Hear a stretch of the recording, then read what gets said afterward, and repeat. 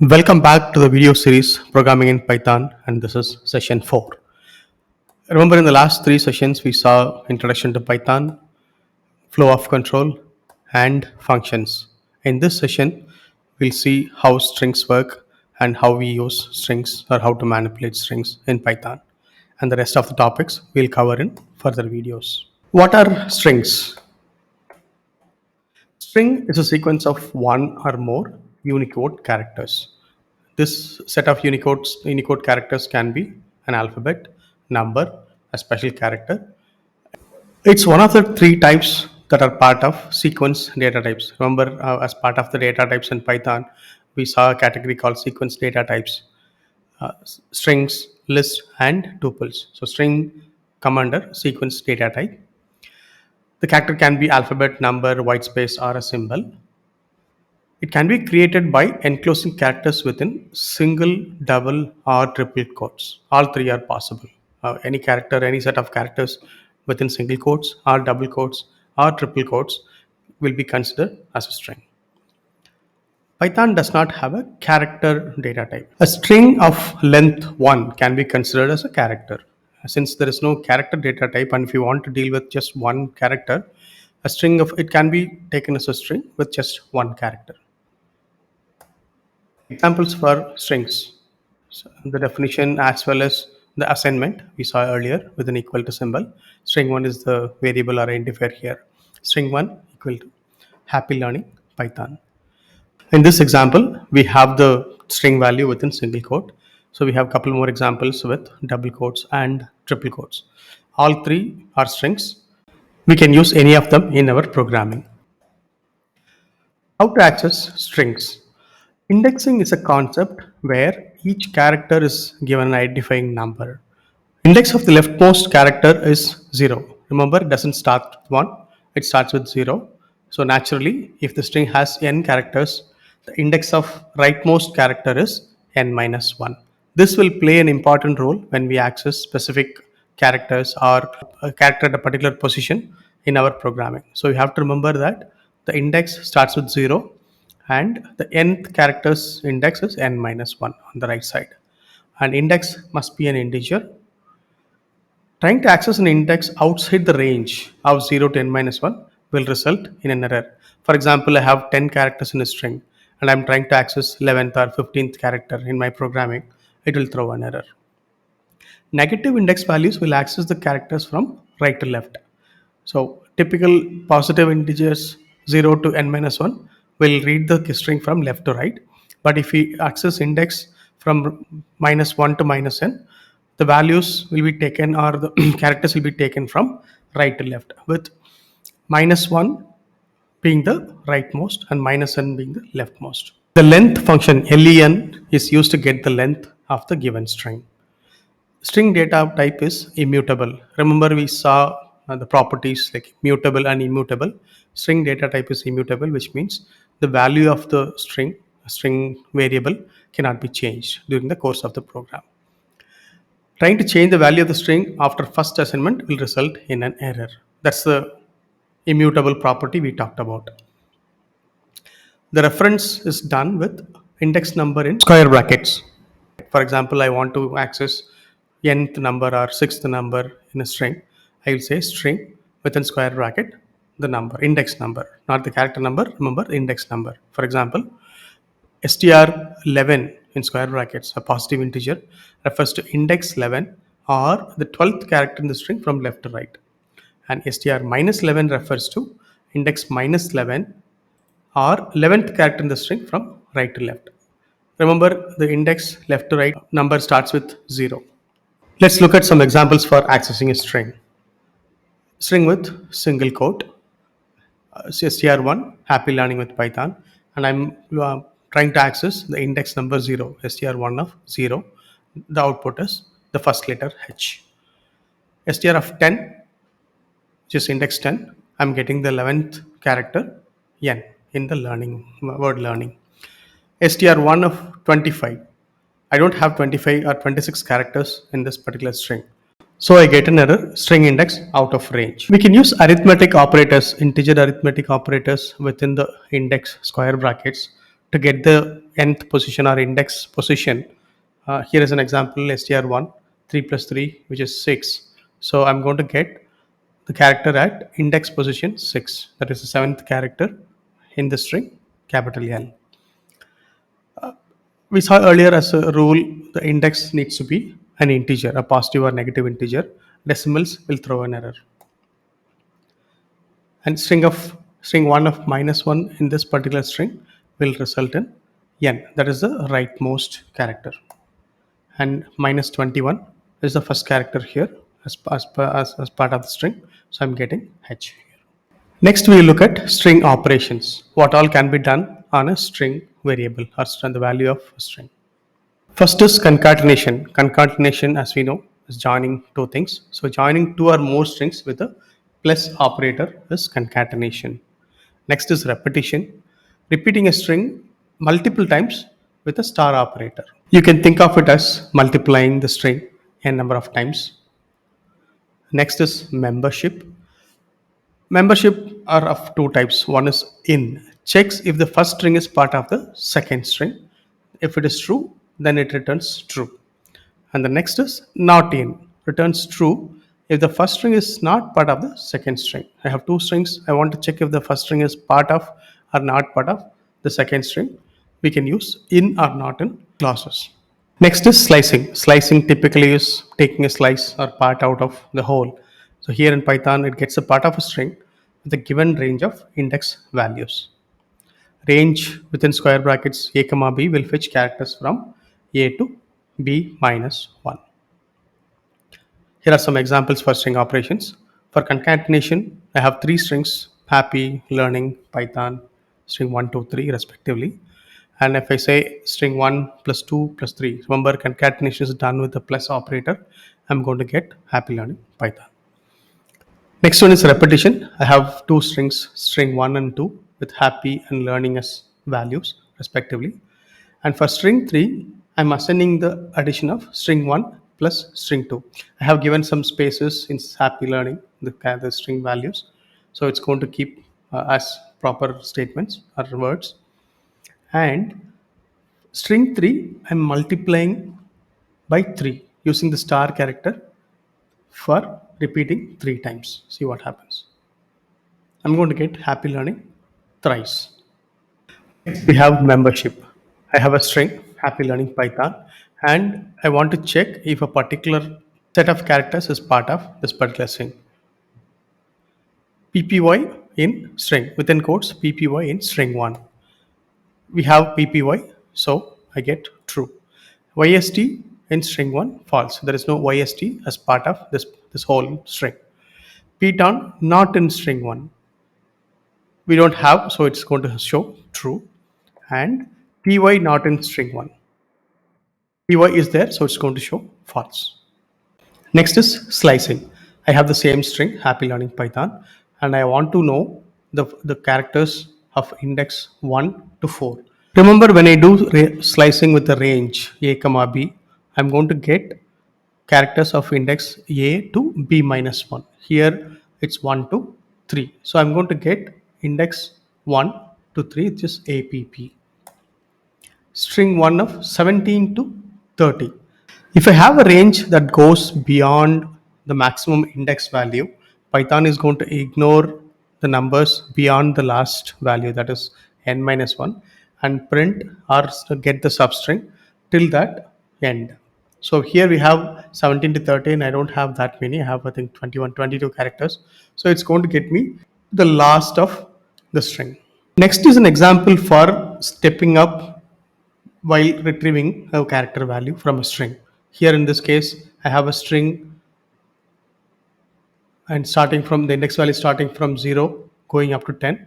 So I have characters, I'll have the characters from 1 to 9 with step value of 2, meaning skip 1 and get me the second character every time. Next, we will see how to work through strings or traverse through strings. Each character in a string can be accessed via traversing through it, either by a for loop or a while loop. Here, an example for for loop. I have a string. For characters in string, for each character in string, print the character value till the end. So I'm getting all the characters. Here the operation is happening, reading each character one at a time and do the operation given in the statements. Next is an example for the while loop. I have the same string value here and I'm creating a variable called index with initial value 0. While the index is less than length of string 1, print the character value at this particular index. So when the loop starts, the index value will be 0 at first. So it's going to print the first character, and once it is done, it's going to increment the value by 1, and the while loop goes on till the index value becomes less than the length of string 1. Remember, it's going to take n minus 1, so we are giving less than instead of less than or equal to. Python has a lot of built-in functions and methods to deal with strings. We'll see a sample list in this particular slide. For full reference, full list of built-in functions and methods, please refer to the given link. This is just a sample list. For example, the first one, a string of title. What it does is it changes the string to the format title, meaning first letter of each word will be moved to uppercase if it is not already. Similarly, string lower will change the entire string to lowercase, string upper will change the entire string to uppercase, and so on. And isupper, for example, will check if a particular character or the entire string is in uppercase or not. Is lower, is alphabet or number, is title, and so on. There are so many of them, so you can have a reference and try to use, try to just print and see how they work. Handling strings. These are nothing but user-defined functions to deal with strings. Remember the previous part, we saw all the built-in functions given by Python. Now we are going to see some examples of how to write functions to deal with strings as a programmer. I have few sample files stored as Python programs. Let's see one by one. In this sample, I'm going to receive a string from the user and replace characters if one of these are present. The lowercase abcd or uppercase abcd is present in this particular string. So I'm defining the function replchars with an argument, and I'm defining a string variable new str with blank or null to start with. And for each of the characters in the string from left to right, for each of the characters, I'm going to check if that character is one of character in ABCD lowercase or ABCD uppercase. If yes, add a dollar to this new string variable. To start with, it's null, and I'm reading the first character, and if that character happens to be one of these, I'm going to write dollar. Otherwise, else, I'm going to write the same character into the new string variable that we will be returning from this function. Before I call the function, I need to have the string readily available from the user. So I'm having that input statement prompting the user to enter a string. So after user enters the string, I'm calling the function and I get the return value. So I'm printing both what the user entered and what is changed in the function. Let's run it and see what happens here. I'm getting this prompt to enter a statement. I'm just entering.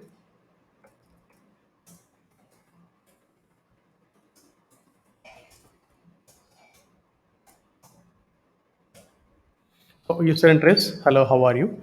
And wherever it read, so it is traversing through each of these characters based on the function. Wherever it is read, A B C D E or uppercase A B C D E, it's replacing that character into a dollar.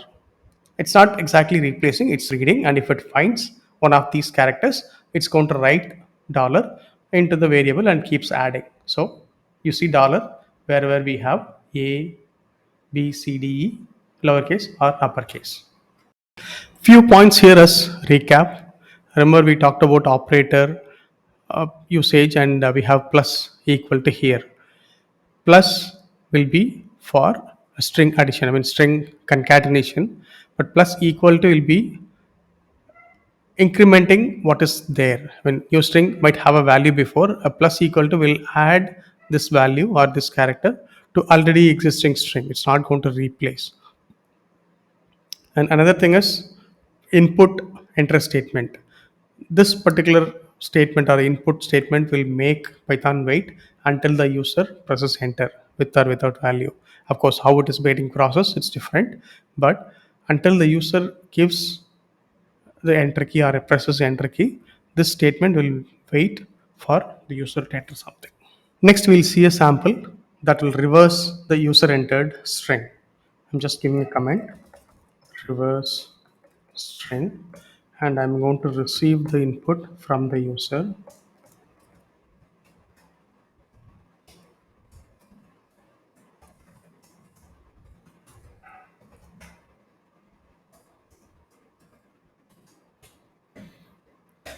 It's asking me for a statement here. Since I'm in the ideally not saving a program and running it as a PY, it's asking for the statement here itself.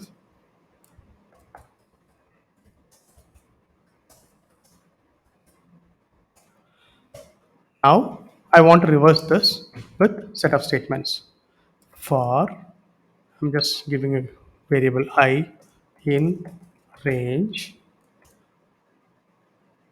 Since we are going to reverse, we are going to print the string from right to left. Remember, we have negative index numbers to read from right to left of a string, right? So I'm going to start with -1. This is start value. My stop value will be minus length of string -1 because it's going to be minus value. I'm going to start from -1 to the start of the value with the step of -1. So it's all reverse. Print substring I ending at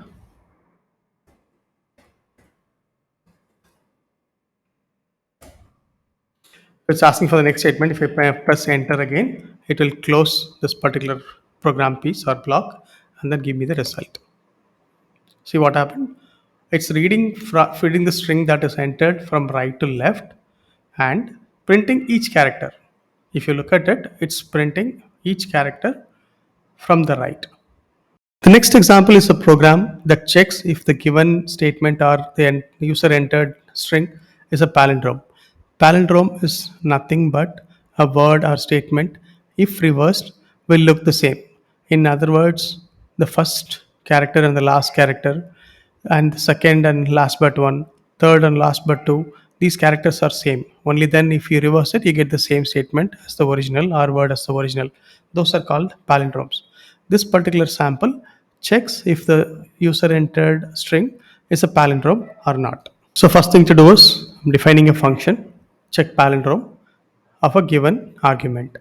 And I'm initiating two variables, one with 0 and the other with the length of the substring minus 1. While I is less than or equal to j, meaning as long as this I value is less than or equal to j value, check if substring of I not equal to substring of j, meaning check the first character and the last character to be not equal. If not, return false. And then increment I by 1 and decrement j by 1. So I'm moving from left to right on one side and right to left on the other side. So check for each character, first character and the last character, and move on to the next one, incrementing it and come down one from the right. So I'm checking each character to be not equal. If they're not equal, then false. Else return true, meaning if the first and last are same and so on. As long as, the moment you hit a wrong one, return false and then come out. So check every character, and if all the characters are satisfying these conditions, return true. Now I need to get the input from the user before I can call the function. So this statement, input statement, waits for the user to give the statement and press enter. And then the function is called and the return value is assigned to the variable result. If result is true, then the string is palindrome, else the string is not a palindrome. So that's how it checks and prints appropriately. Let's run it and see how it works.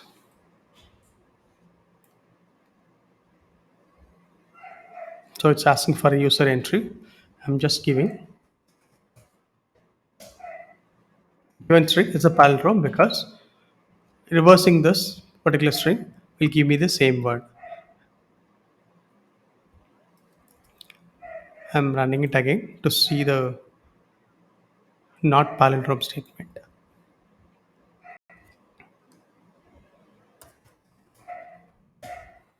Given string hello is not a palindrome. Let's see a couple more palindrome words.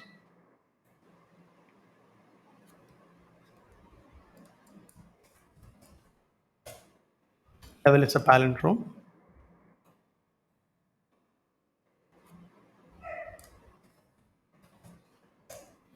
Speed is a palindrome.